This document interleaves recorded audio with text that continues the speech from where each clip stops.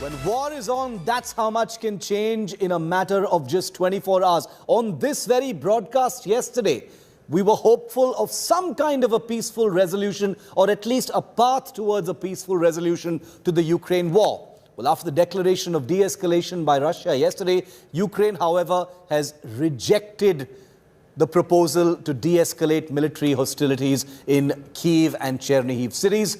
35 days into the war, the stalemate, as we just showed you in that piece of breaking news, continues. The question now is, now what?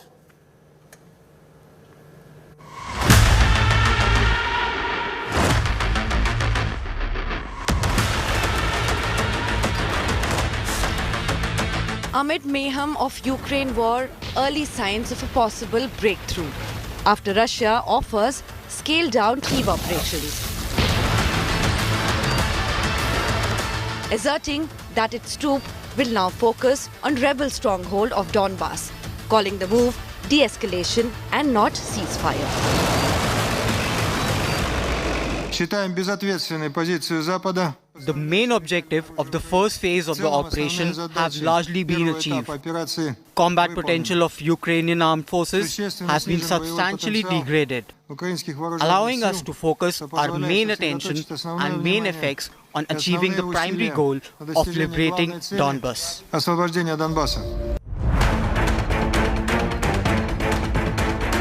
But war-battered Ukraine remains extremely cautious of Russian intentions. It believes Russia is merely regrouping in the east to pile up military forces, while in South Kremlin plans to resume offensive, calling the partial pullout from Kyiv and Chernihiv a sham action. What we hear from the negotiating platform, we can say the signals are positive, but these signals do not silence the explosion of Russian shells. Of course, we see all the risks. We see no reason to trust the words of certain representatives of a state that continues to fight for our destruction. Ukrainians are not naive people. Ukrainians have already learned during these 34 days of invasion and over the last 8 years of the war in Donbas that only a concrete result can be trusted. Ukraine's cautious stance is echoed by the United States too. President Joe Biden said that Putin will be under watch for what he does on the war front, irrespective of peace noises. There are negotiations that have begun today, or not begun, continue today, one in Turkey and others. I had a meeting with the heads of state of our 4 allies in NATO. But in the meantime, we're going to continue to keep strong the sanctions. We're going to continue to provide the Ukrainian military with their capacity to defend themselves. And we're going to continue to keep a close eye on what's going on. During the peace talks, Ukraine has proposed to adopt neutrality by dumping its ambition to join NATO, only if its security is guaranteed by the West. Kyiv says it is ready to sidestep question of Crimea and breakaway region of Donbas in lieu of EU membership, almost echoing Zelensky's past climb down on NATO membership. The NATO members should clearly say that they are not admitting us. It's the truth. They don't want to fight with Russia. That's why they don't take us. The answer is clear, and we all understand everything. They are afraid of Russia. Will the so-called softening of stance lead to peace? Or is it just a lull before fresh all-out combat? With Geeta Mohan in Mariupol and Gaurav Sawant in Kyiv, Bureau Report, India Today. And remember, we've been telling this story for 35 days through the eyes, not of other people, but our very own reporters who are on the ground and in the war zone, telling this story firsthand. Today, in Ukraine, Russia continues its onslaught in Kyiv's suburbs of Irpin and Bucha, both of which have been recovered by Ukrainian forces, or at least that's what they claim. But shelling is continuing on the outskirts of Kyiv. Gaurav Sawant sent us this ground report just a few minutes ago. Shelling at Russian positions, and this is 21st century urban warfare that you witness. Now, this is a built-up area. the plumes of smoke that you see on the horizon there, that is where Russian troops are deployed. And that is where Russians are regrouping according to Ukrainian army, and they are systematically being targeted. This is an active battle zone where India today is on ground zero. There is a gun position not far from here. There are also grads deployed here, those multi-barrel rocket launchers. Now, they are targeting the Russian strongholds. And if you notice a large plume of smoke, and not just one concentration, but multiple concentration, that is where this active firing is going on. The shelling is going on. That is where the Russians have regrouped to mount an operation against Ukraine. But the Ukrainian army isn't giving up without a fight. In fact, they're mounting swift counter-offensives to take on the Russian forces. What was said initially, that the Russians are actually saying that they will reduce attacks on Kyiv, but on ground that is not what is happening. On ground there has been intense shelling of localities around Kyiv. Now there are pitched battles that were being fought both at Irpin and Bucha. We are on ground zero. All these houses are completely abandoned. A lot of houses also bear signs of destruction that has been witnessed in this area. But actively that area is being targeted. You can hear these artillery rounds. You can hear the shelling that's happening in the backdrop, and almost non-stop. There are attacks and there are counter-attacks, and the artillery pieces, they keep moving because there are also weapon locating radars. That's what we've been told. So artillery pieces, and they're in direct firing mode at the Russian positions. So they fire and then they move to another direction, so that when the counter-attack comes, the artillery pieces have already moved by then. So this is the kind of warfare that's happening on ground on the outskirts of Kyiv. We're barely 30 kilometers from Ukraine's capital Kyiv, where this fighting is taking place. Day 35, day 36, if it was anticipated that there would be a reduction in shelling or firing or hostilities on ground, that clearly isn't the case. With cameraman Lalit Mohan Joshi in Irpin, on the outskirts of Kyiv, Ukraine, Gaurav Sawant for India Today. So 24 hours after Russia had said that it is drastically reducing hostilities in two key cities of Ukraine, the question now is, now what? Because that, so-called peace, progress has been rejected by Ukraine. President Biden has weighed in and said, that the West doesn't, believe in such piecemeal progress as far as the Ukraine war is concerned. Zelenskyy has said Ukraine is not naive and that only a total ceasefire can be acceptable. Piecemeal de-escalations are not something that they're willing to consider as gestures of progress. Joining me live from Moscow this evening, we once again have Tatiana Kukareva. She's the deputy head of Sputnik News. Tatiana, good to see you. Thank you for being with me once again. We also have Oleksiy Harun. He's professor of political science at the University of Kyiv. Thanks, Oleksiy, as well for your time and for joining me today. Tatiana, I want to come to you first. It looks like things have changed quite dramatically. Not that there was any major breakthrough yesterday, but it did seem like there was an air of positivity with Russia announcing that it was drastically reducing hostilities in two key cities yesterday. 24 hours later, the message out from that talks table is that there's been no major breakthrough. There's a lot of work ahead, and it looks like the two delegations left even earlier than expected. And this comes, Tatiana, after Ukraine, the West, everyone has sort of rejected this so-called peace push of reducing hostilities. Well, I do believe, Shiv, that it was maybe quite a premature, excitement yesterday, because from the very beginning, when they came out of that negotiations, from that negotiation table, the Russian delegation has said that this is just the beginning of the work. This is the first time that there has been actual progress, but that progress in no way, shape or form could have translated straight away into any sort of ceasefire. I mean, there's no, even yesterday when they came out of those chambers and they announced what the Ukrainian side has finally offered, and they've, on principle, they kind of agreed to Russian demands, that this now needs to be taken back to Moscow for consultations, etc., etc., etc. Yeah. The president has to be consulted with this. So, I mean, this is still very much the beginning of the process. Right. However, we cannot kind of diminish the fact that that beginning has finally, happened, because before that there was literally nothing going on. There were no real signs of, willingness to talk from the Ukrainian side. In the meantime, the Russian military has said that they will drastically reduce hostilities. They have drastically reduced them. Okay. Drastically reduce and stop are two very different concepts. Yeah.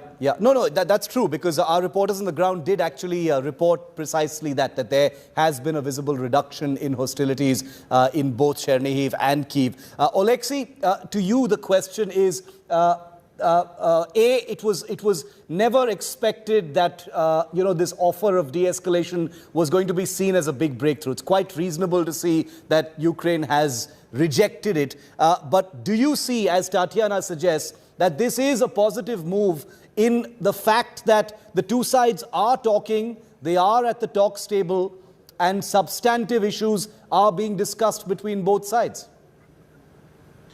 Well, we are talking for a month.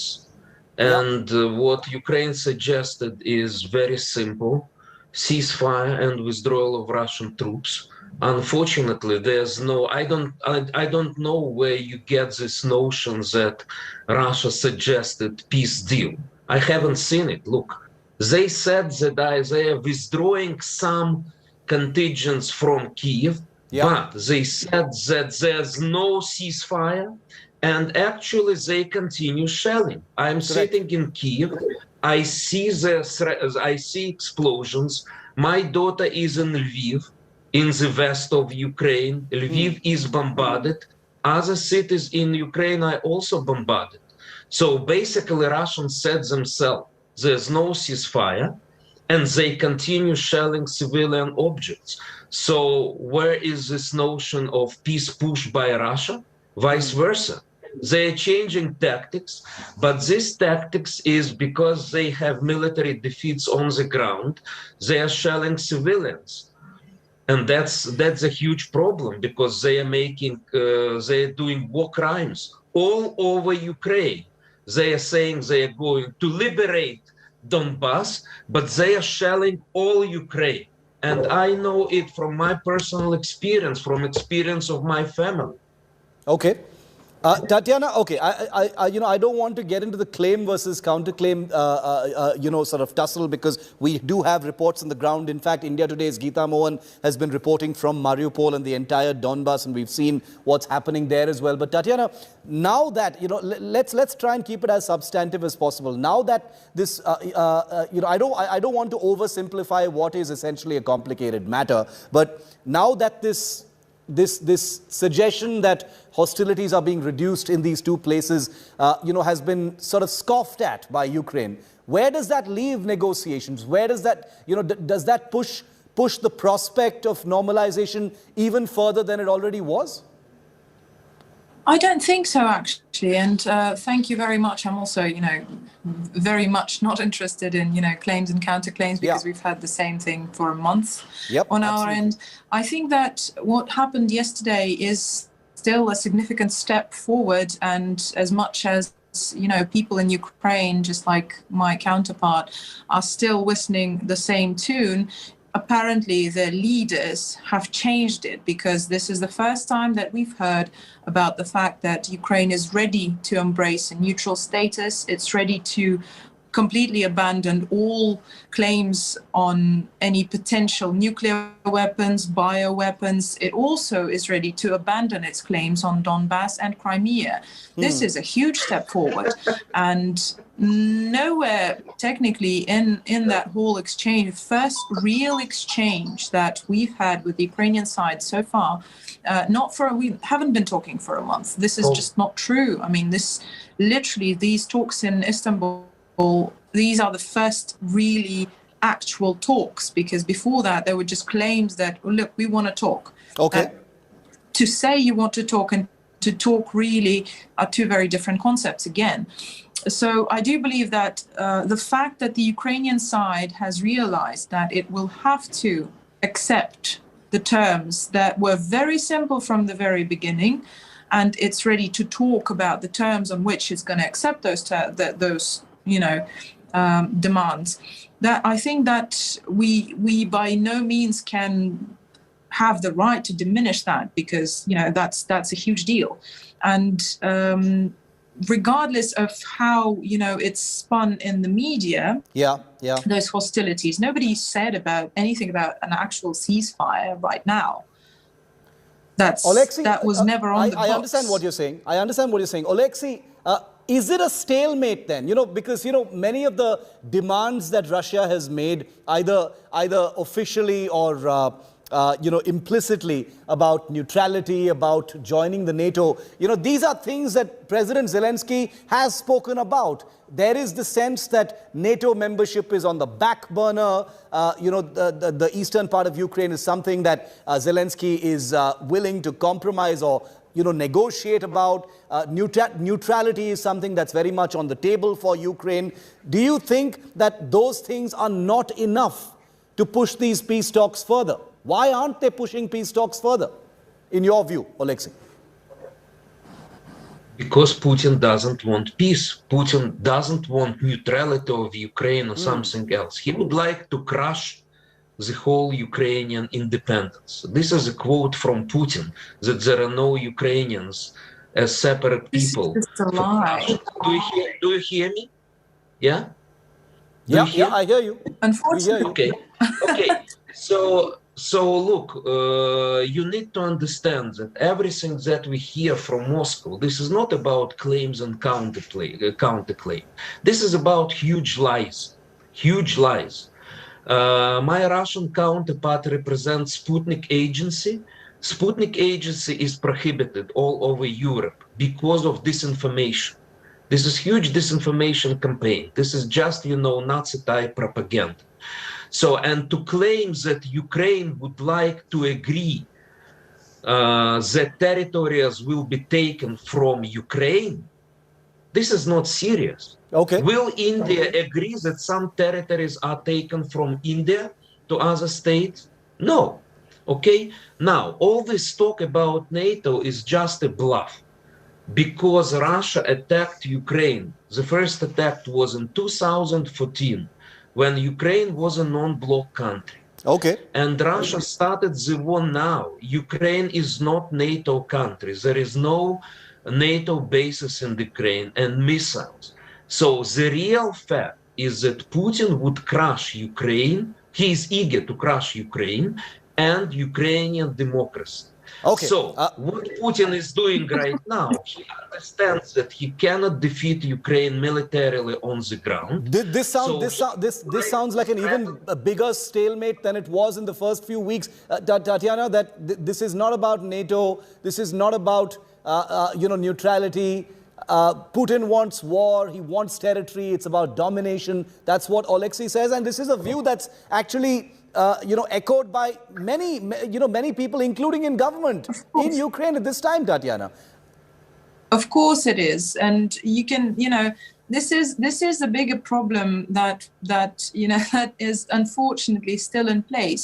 You can hear Oleksiy quoting an unconfirmed report about, and that's literally as unconfirmed as they go, which was reported in one publication, The Times, without any confirmation, and now it's all over Ukraine, the fact that reportedly Putin said something about crushing this note that was so publicized and mediatized across Ukraine. See, this is exactly the problem. The unconfirmed fake reports that are being spread, and when in the Western media they say, well, look, this is unconfirmed, then the Ukrainians are just saying, look, he said it. It's just the same, They're still saying that we're losing ground somewhere, based on what their government tells them. But look at the map. I'm sorry, the majority of the eastern part, the southeastern part of Ukraine, is already under Russian control. They are moving slowly because they're trying to spare civilians, but they will move forward.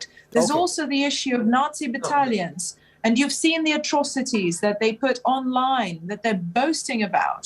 I only have about 45 seconds left since I started with Tatiana. I will end with Oleksiy. Oleksiy, one last response. 30 seconds to you. Yes, please. So, my dear moderator, I will send you web links from the Russian sources where Putin said repeatedly that there are no Ukrainians as a separate nation from Russia. I will also see, you may see the statements of Putin on the first day of aggression. He declared regime change in Ukraine. So this is all in open sources. So you can easily check it. That's what I am saying. Look at the map, by the way, of military actions. You know, the statement that Russia now is controlling the large part of Ukraine is simply a bluff. So you can check very easily the quotes from Putin the one thing you don't have to worry about is that amidst all the claims and the counterclaims, because we've got people on the ground, we're able to tell our viewers pretty accurately what's going on, and that's why we've got maps here. When Tatiana was on our show yesterday, we had a map of just what is actually under control. Can you show the map? We are showing the map. I don't think you can see it, but we have been showing the map right through today. So it's But you it's totally realistic. You can easily check the quotes of Putin, of Mr. Putin. Fair enough. I'm out of time. I take your point. Thank you very much there. We've got that map on our screen, Oleksiy, since you asked for it. We're just playing that out so our viewers know exactly what you're talking about. Tatiana and Oleksiy, I wish I had more time, but I'm out of time on this broadcast. I know I will have the both of you back here in just a few days from now, if not tomorrow itself, as we continue to debate and discuss every single day of this war going forward. Thanks to the both of you for being with me.